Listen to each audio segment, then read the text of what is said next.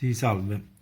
Questa è la recensione delle Adidas ZX 700, colore blu navi.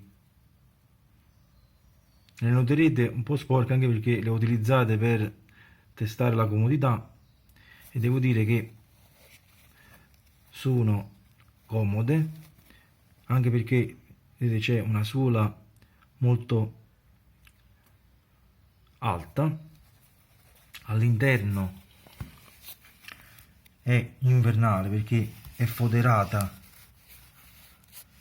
dietro al tallone e anche qui davanti, che nonostante vedete ha una specie di rete sotto, se vado a infilare la mano non è aperto, ma c'è una parte di tessuto, quindi l'acqua non entra. Il numero è il 45 e un terzo, e rispetto ad altri modelli Adidas che ho con la stessa misura non cambia la vestibilità.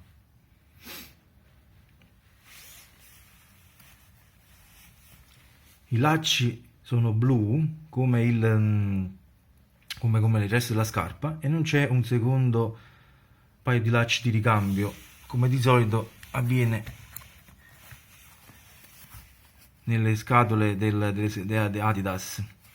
C'è poi questo inserto bianco in plastica, vedete dove è riportato la marca. Le strisce sono, vedete, in pelle.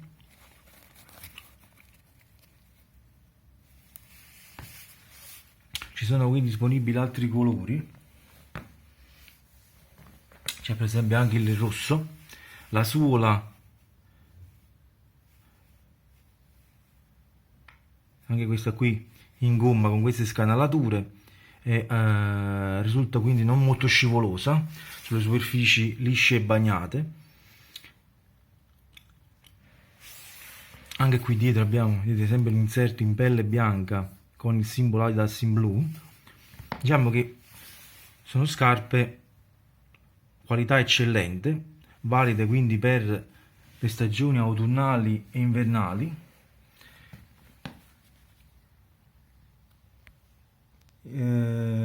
Prezzo intorno ai 69 euro.